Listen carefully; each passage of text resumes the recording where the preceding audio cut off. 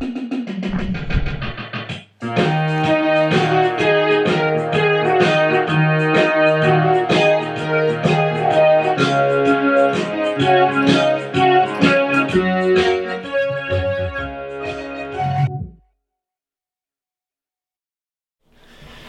there, so today is January 5th, 2013, and welcome to another VO2 Max Productions training talk.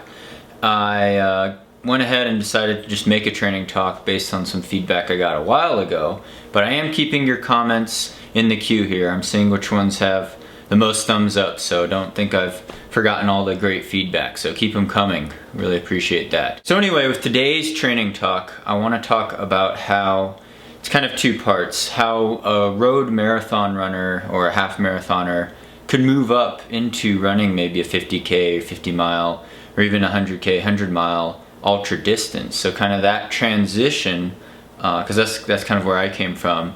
But then the second part of that is kind of why an ultra runner, maybe someone who started running later in life, who's already run the ultra marathon distances, why they would want to do traditional marathon speed work, and how that's going to help your training and your racing and your overall enjoyment of running, hopefully both ways. So it's kind of a two-part thing, and I think the workouts and the adaptations that we're striving for coming from either side are going to be pretty similar actually, and that's why I wanted to cover that in this training talk today. First premise, and that is to look at your body, at what you're training, as two major different systems. The first system is going to be your cardiovascular system, your heart and your lungs. And then the second system is going to be your skeletal muscular system, your muscle tendons, your muscle fibers, your bones, and your muscles. Could also be your muscle neurons. So there's two different systems that we're always working, and obviously they're interconnected, but I'll give you an example, kind of a story of how these different systems kind of come into play, and why it's a good perspective to think of these two different systems like this. And so the example is when I moved to Boulder about 1.5 years ago, I came out and I was like, where's Green Mountain? I heard Anton Krupicka runs up Green Mountain every day. I wanted to know where Green Mountain was, and I couldn't find it at first, but I eventually looked it up, and I looked up the FKT. I found out what a fastest known time was, and I was like, I need to get the FKT up Green Mountain, all 3 routes. And if you've been to Boulder, you know Green Mountain and Bear are the two big prominent 8,000 plus foot peaks with the flat irons, and they're really obvious, but at the time, you know, I was a noob ultra runner, mountain runner, and I had no idea what I was doing. I just wanted the FKTs up Green Mountain, even though I like Bear better now. But when looking at the profile of Green Mountain, it's about 2,800 feet of vertical climb over 3 miles, and a lot of it is around 20% grade, and a lot of it's over some fairly technical rock. It's kind of these rocky steps that you're going up. So needless to say, even in a 28-minute effort, which is my best up the front side of Green, it's almost like an all-out VO2 max effort, but I'm still power hiking a little bit. And see, that's a totally different stimulus of where I came from, running maybe a 10K on a flat track. But the idea here, and this is the method to my madness behind the whole story, is that the heart and lungs don't know the difference when you're doing an event like that. And when you're out on the trails a lot of times, doing a lot slower paced miles, your heart and lungs, you know, they don't know the difference. I could be on a track running a 10K in 30 minutes all out, or I could be going up Green Mountain. I'm still at 95 to 100% of my maximum heart rate. I'm still feeling the burn of lactic acid. And my lungs are working really hard. I'm at a high respiratory rate. So the stimulus for the heart and lungs is a good lactate threshold to VO2 max stimulus. And that's the same whether I was doing a flat track race or running an FKT at Green Mountain. But when you look at the second system, when you look at the skeletal muscular system, what's going on when I'm going up Green? Well, I'm going like 15 to 20 minute mile pace a lot of times. I'm power hiking. I'm not even running in a traditional sense. I'm having to bound and do jump up rocky steps, which is very exhausting. But my muscle fibers, the neurons and the way my muscles are built up aren't used to that. They're screaming at me in pain because they're trying to demand us oxygen. they're not used to that movement pattern. It's a totally foreign movement pattern, and maybe my quads versus my hamstrings aren't built up in the sense to be able to efficiently do that movement pattern. And that's the reason why I probably can't get the FKT up another hilly, rocky route, Mount Sinitas, here in Boulder, even though it's only a 14-minute effort. And it's a different movement pattern. And when we come to talk about running form and running economy, how much oxygen you move to move your body at a certain speed or a certain distance, or generally both, it does come down to that. Whereas if I was running a traditional interval workout or a 10K race on a flat track or on a flat road, my skeletal muscular system's doing a totally different thing. I'm actually moving my legs pretty fast, probably over 180 steps a minute.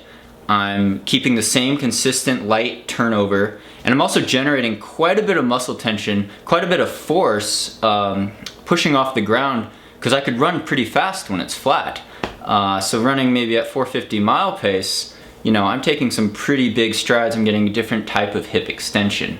And so looking at, you know, how those different systems come into play, like I said, the heart and lung, the first system isn't going to know the difference. But the second system, your skeletal muscular system, is definitely going to know the difference. And this is the key point that I'm going to drive home with what it takes when, say, you're a developed ultra runner and you've covered a lot of miles on the trail.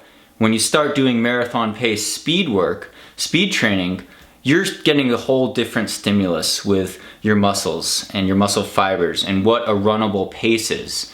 And I think the real value for ultra runners to do marathon pace speed work in this sense is to generate this new stimulus. The body's an organism, and it's going to respond to stimuli in a different way and hopefully adapt to make you a better runner. So in this sense, if you're developing your muscles differently, you're adding a new stimulus to your training, ultimately the goal is to improve you on the trails and at the longer distances.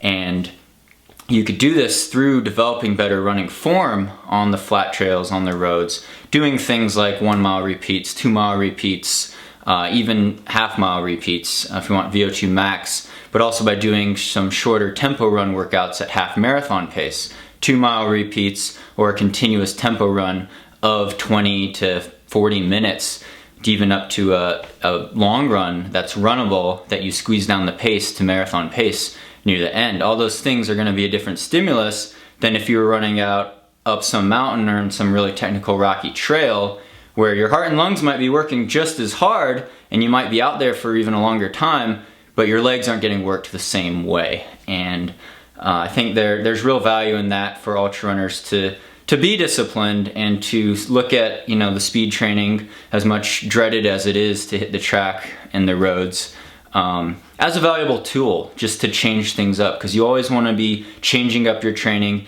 adding some new variables, some new challenges for your body to adapt to. And I think overall you'll find that it'll make you a more efficient runner, but also you'll be able to dial into some really specific paces, some really specific numbers that are of a lot of value to you and your fitness goals. Because say you do mile repeats on the track, you do 5 by a mile, and then 3 weeks later you do the same workout again with a 3-minute rest, and you do them 10 seconds a mile faster. Like, that's real measurable improvement. And on the flat track, on the flat road, you could actually dial into more of a specific velocity, a specific pace that corresponds with a specific intensity or heart rate reserve. And I think those quantitative values are a great training tool to have, just because sometimes when you're out on the trails, you lose touch with that speed, you lose touch of what a certain intensity actually is and what your body will feel like running at that kind of workout,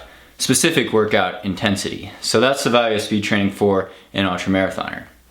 Now, part 2, I said we're going to talk about how marathoners, traditional maybe half marathon, road marathoners, are moving up to the trail, or they're transitioning up to the trail. They're moving up to 50K or 50 miles or even a longer distance. And the transition there, I'd say, and this is just kind of me speaking from personal experience coming from that background. If you don't know, I ran cross country and track since middle school through D1 college, and then I ran the road marathon professionally for a couple years. But then I jumped right into 50K in 2012 to 50 miles to 100K, all in the same year. And that 50 mile that summer at White River was probably my best 50 mile to date yet. But I think the transition, the key thing you want to think of with the transition is that you already have quite a bit of that speed, that leg turnover. It's just a matter of being able to adapt to the trail environment and being able to pace yourself to extend that effort over a longer distance. And, you know, variables aside of course elevation profiles and technicality of the trail, you want to spend more training time on the trails. And so if you have access to trails on your easy runs, you want to, you know, get out there and spend some time on the trails. Long runs, instead of thinking about just putting in a 20-mile long run every week like I used to, I had to start thinking that, hey, I need to go out there and spend 3 or 4 hours, maybe cover 25 or 28 miles even out on the trails and just spend that time on my feet, not even worrying about the pace. And so the main takeaway with that is to just extend your long run and do it in a more challenging environment, do it on the trails. So the second thing you're gonna wanna do is probably add in some more vertical. Regardless of the course profile, some are obviously a lot more extreme, some are more tame. Getting in verticals is another variable, another quantitative data point that I started counting finally each week, how many miles I actually climbed. And I think hills do build a lot of strength. And even if you don't have access to, you know, Green Mountain or Mount Washington out your back door, you could do a lot of this on a treadmill. And actually training for, that summer training for my 50 miler, I did Mount Washington first. And before that I was doing a half marathon. And I was running a lot of workouts on the treadmill at my parents' house in Oregon, and I was putting it up on incline and just cranking. And I think you definitely want to do some downhills too. Downhills is a major weakness for me, and you want to beat up your quads, get them used to that transition of having to push going uphill, but then also being able to handle downhills late in a race, because that's going to make you a stronger runner overall. And kind of the same concept with traditional track training and marathon training, hills are speed training in disguise. Some famous coach said that, I forgot who, but it's true. Hills build strength and speed, and a lot of times speed and strength will go together like that. And it does come down to the specific demands of the course, but you know, if you're transitioning from flat road racing, relatively flat, most road marathons are pretty consistently not too much vertical compared to a trail race, then you're probably gonna have a rough time handling the hills. So that's the other thing you're gonna wanna address, besides spending more time on your trail, spending some time experimenting with nutrition as well, but then also extending your long run and maybe doing slightly more longer tempo runs or longer track efforts.